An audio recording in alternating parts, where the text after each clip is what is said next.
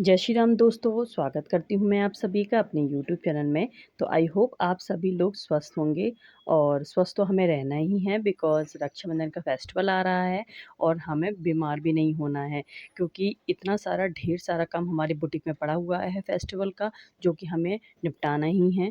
तो स्वस्थ तो हमें रहना ही है और इतने सारे काम को हम कैसे मैनेज कर पाएँगे और कैसे स्पीड बढ़ाएँ और कितनी स्पीड कटिंग में बढ़ाएँ, तो यही सारे पॉइंटों को लेकर मैं फिर से एक मोटिवेशन वीडियो आपके लिए लेकर आई हूँ। तो वीडियो को फुल वॉच कीजिएगा और बिल्कुल भी स्किप मत कीजिएगा। हो सकता है छोटे-छोटे से पॉइंट जो मैंने इस वीडियो में बताए हैं, वो आपके लिए हेल्पफुल रहें। तो चलिए स्टार्ट करते हैं अपना वीडियो। तो फ्रेंड्स सबसे मेन जो पॉइंट है वो है कि जब भी आपके पास कस्टमर आ रहा है क्योंकि इस जो फेस्टिवल का टाइम होता है तो इसमें इतनी ज़्यादा भीड़ होती है हमारे पास और इतना ज़्यादा काम होता है कि हमारा जो माइंड होता है वो सेटअप नहीं हो पाता क्योंकि हम मशीन पर बैठते हैं फिर हम मशीन पे बैठते हैं फिर कस्टमर तो अपना काम को प्रॉपर नहीं दे पाते हैं तो डिस्टर्बेंस लगा रहता है। तो इसलिए हमें अपने माइंड को शांत रखना है और जब आपके पास कस्टमर आता है तो उसके नाप को बहुत ही शांतिपूर्वक आपको लेना है, ठीक है? अगर वो बीच-बीच में आपसे बातें कर रहा है तो आप बोलिए कि आप 1 मिनट रुक जाइए, मुझे जो आपका नाप है वो मुझे शांतिपूर्वक ले लेने दीजिए, ठीक है? और आपको जो भी गला डिज़ाइन है या जो भी आपको मुझे समझाना है वो मुझे आप बाद में बता दीजिएगा। तो आप पूरा पहले नाप लेकर अच्छे से रख लीजिए, बिल्कुल अच्छे से नाप जो आप लेते हो।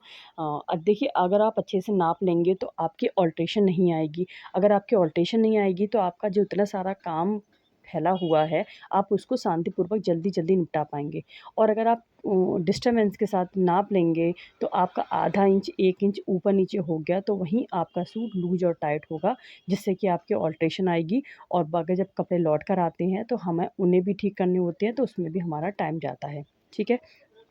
तो कस्टमर जब जब आप उनका नाप ले लें, उसके बाद आप उनसे बोलें कि अब आप बताइए गले की कौन-सी डिज़ाइन बता रहे थे और क्या समझा रहे थे बाजू में, किस तरह से क्या करना है, क्या नहीं करना है। तब आप उनको नोट करेंगे तो कस्टमर को भी लगेगा कि हाँ भाई, ये हमारी बातें बहुत अच्छे से सुनता है और बहुत अच्छे से लिखता है डायरी में ताकि वो उस चीज़ों पर काम कर पाए, ठीक है। सेकंड पॉइंट है हमारा ये कि हमें अपनी जब कटिंग करनी है, तो उसकी कैंची की धार को बहुत ही ज़्यादा शार्प रखनी है। यानी कि बहुत ही ज़्यादा तेज़ रखनी है और आपकी जिससे कि कपड़ा स्पीड में कट सके, ठीक है? और आप अपने स्पीड को किस तरह से मेंटेन करेंगे, आप एक काम कर सकते हैं जैसे कि आपको ये लगना है कि मुझे इतने कपड़े सिलने हैं, कल मैं इतने कपड़े सिलूँगी, तो उसके अकॉर्डिंग आप उतने ही कपड़े आप मान के चलिए 1 घंटा, मुझे 1 घंटे में ये कपड़े की कटिंग करनी है, तो मुझे आप वो सारी कटिंग कर लीजिए, ठीक है? तो आप चाहें तो उसमें टाइमर भी लगा सकते हैं कि आपको 10 मिनट में मुझे ये कटिंग करना है और 5 मिनट में मुझे ब्लाउज़ कटिंग करना है, आप इस तरह से भी कर सकते हैं। देखिए पहले मुझे कटिंग करने में बहुत ज़्यादा टाइम लगता था, पूरा-पूरा दिन लग जाता था कटिंग करने में, तो मुझे समझ में नहीं आता था कि मैं कैसे सिलूँ, अब मैं क्या करूँ?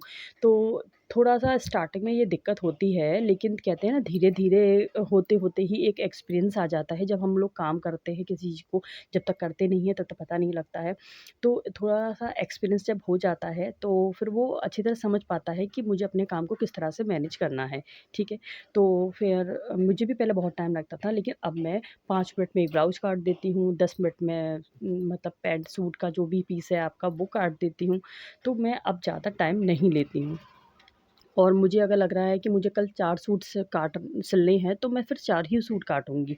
ज़्यादा स्पीड में फिर मैं नहीं करती हूँ और दूसरा पॉइंट आपका ये है कि आप अपने माइंड को बिल्कुल शांत रख के कटिंग करें और हो सके तो बिल्कुल नाइट में आप प्रॉपर कटिंग करें अपनी। जैसे कि मान के चलिए 8 बजे तक तो मैं अपना काम कैसे करती हूँ कि 8 बजे तक तो मेरी दुकान पर सभी लोग आते-जाते रहते हैं, ठीक है?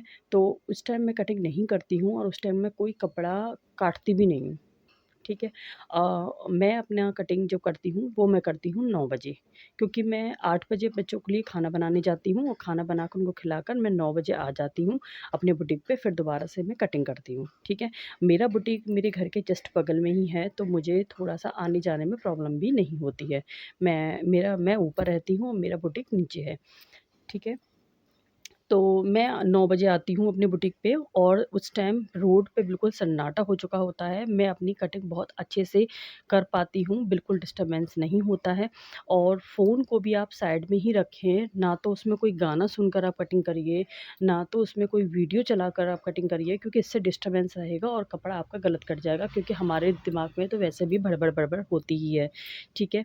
और हम लोगों का इतना नहना काम होता है, क्योंकि हमारे जो फेस्टिवल टाइम होता है ना, तो बहुत उलझनें होती हैं हमारे दिमाग में और बहुत टेंशन सी रहती है, हड़बड़ तड़बड़ रहती है, जिससे कि गुस्से में आके हम अपना वो जो फ्रस्ट्रेशन है वो अपने बच्चों पर या हस्बैंड पर कहीं न कहीं उतर जाता है।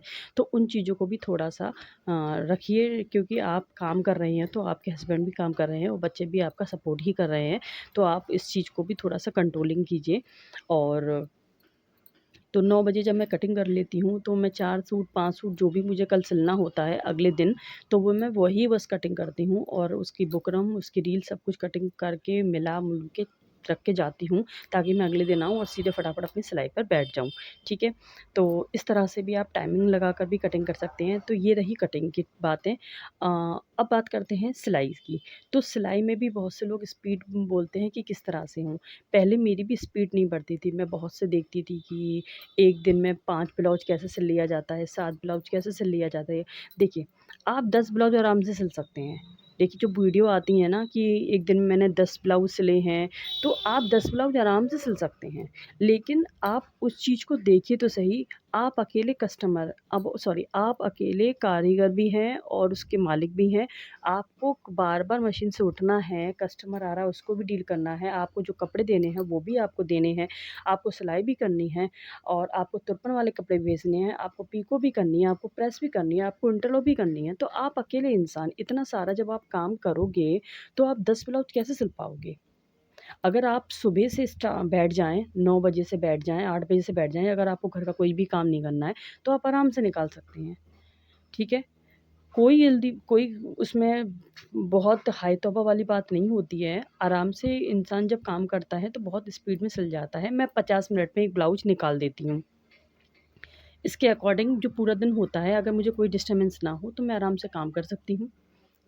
तो देखिए, 10 ब्लाउज़ सिलना कोई बड़ी बात नहीं है, लेकिन उसके बाद जो आपकी कमर में दर्द होता है, आपको बैठे-बैठे परेशानी जो हो जाती है, बैक पेन होता है, गर्दन पेन होता है, शोल्डर में पेन होता है, तो फिर वो झेलना बहुत दिक्कत वाली बात हो जाती है। क्योंकि हम हैं हाउसवाइफ़, हमें तो अपने घर का काम भी करना है और अपने बुटीक का भी काम करना है। अगर इस तरह से हम बिल्कुल कमर तोड़ काम करेंगे, तो हम कुछ भी नहीं कर कर पाएँगे और अगले दिन की भी जो हमारी तैयारी होती है, वो भी नहीं कर पाएँगे। तो आप अपने हिसाब से काम करिए और हिसाब से ही अपने काम को रखिए। ऐसा नहीं है कि आप स्पीड के चक्कर में अपने आप को ही बिल्कुल फ़िनिश कर लें, है ना? तो इस तरह से भी काम हमें नहीं करना है। तो आप उतने ही काम की कटिंग कीजिए जितना कि आप अगले दिन सिलना चाहते हैं, ठीक है?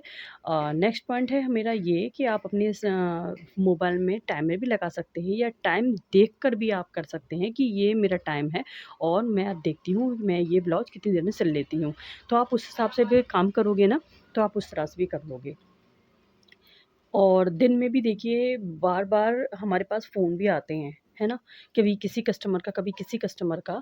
तो आप लोग फ़ोन को भी ज़रा कम अटेंड किया करिए, क्योंकि देखिए अगर बात करने में, समझाने में कुछ कैब कभी-कभी क्या होता है कि कस्टमर हम बता जाते हैं कि ये करना है, वो करना है। फिर बाद में उन्हें याद आता है कि अरे ये नहीं वो नहीं वो। तो आप भैया उनका एक टाइम बना दीजिए कि इस टाइम से लेके इस टाइम तक आप मुझे कॉल कीजिए। इसके अंदर आप कॉल करते हैं तो मैं आपकी अटेंड करूँगी, अदरवाइज़ मैं अटेंड नहीं करूँगी। मेरे साथ भी देखो पहले क्या होता था कि मैंने बुटीक में मेरे जो कार्ड हैं, जो विज़िटिंग कार्ड है मेरे, वो उस पे मेरा नंबर पड़ा हुआ है। तो कस्टमर मुझे रात में 11 बजे कॉल कर रहे हैं कि मेरा ये कपड़े में इतना कर देना, ये गला ऐसा कर दें, ये डिज़ाइन ऐसा कर देना। और सुबह अर्ली मॉर्निंग 6 बजे कॉल कर देते हैं, 7 बजे कॉल कर देते हैं। अब मैं किचन में बच्चों के लिए नाश्ता बना रही हूँ, ब्रेकफ़ास्ट बना रही हूँ, रजिस्टर थोड़ी ना हाथ में रख के बैठी हुई हूँ, जो मैं हर चीज़ को नोट कर लूँगी, या मेरा माइंड इतना सेटअप नहीं रखता। दुकान में बहुत सारे कस्टमर होते हैं, जो मुझे देखने होते हैं, अब हर किसी का तो मैं इतना ध्यान नहीं रखूँगी।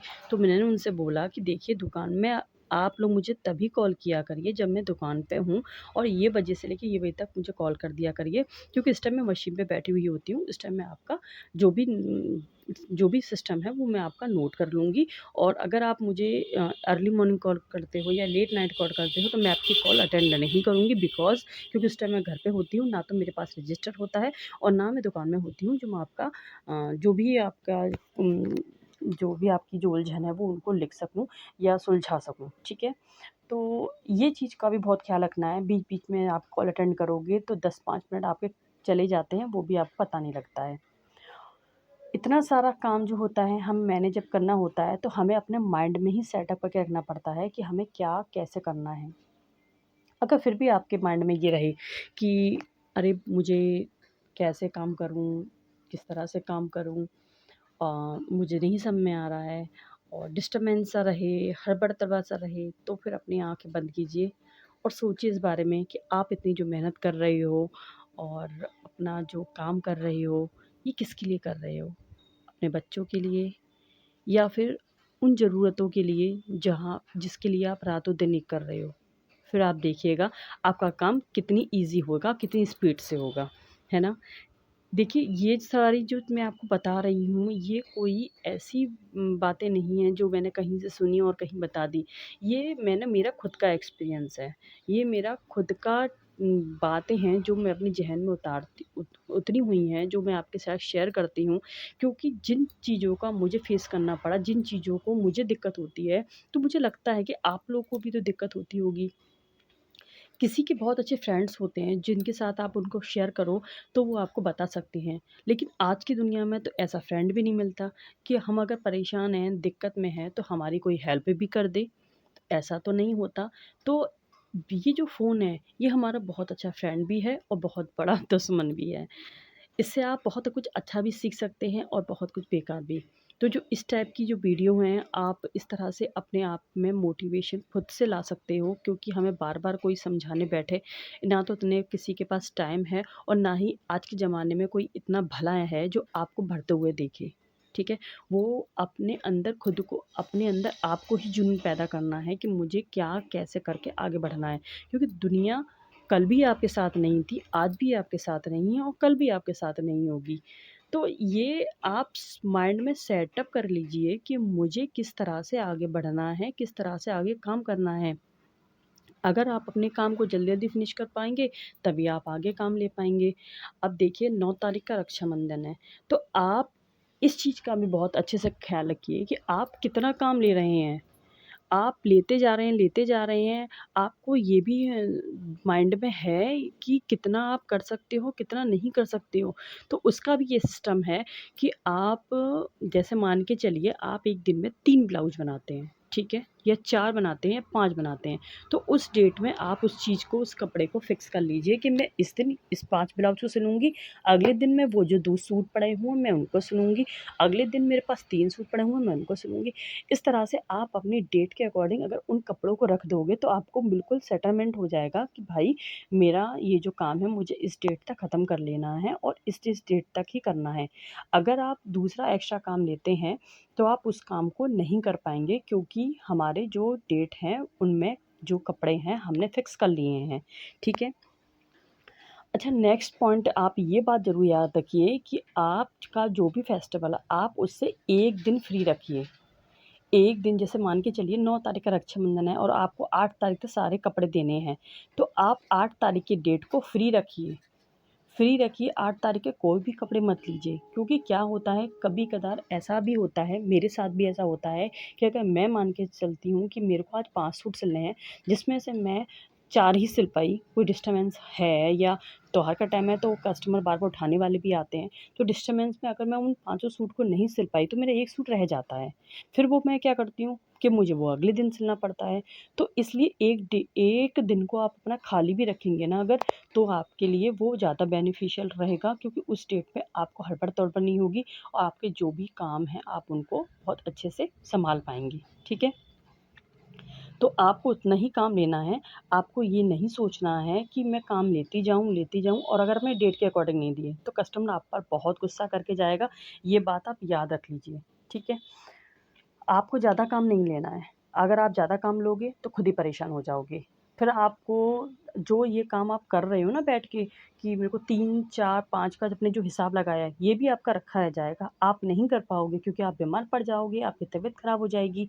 ज़्यादा डिप्रेशन में आकर काम नहीं लेना है, ज़्यादा जितना फ़ोर्स अगर आप पर आ जाए कि कोई भी फ़ोर्स करें, अगर आपके पास डेटें फुल बुक हो चुकी हैं, अगर फिर भी आपको पास आके आपका कस्टमर आपको बोले, रिक्वेस्ट करे तब भी नहीं लेना है। ये बात अपने माइंड में सेट कर लीजिए क्योंकि कस्टमर तो रिक्वेस्ट करेगा ही, उसका क्या है, वो तो क्या नाम है अगले दिन आया और अब डाल कर चला गया क्योंकि उसे मालूम है कि भाई हमारा कपड़ा तो सिल ही जाएगा।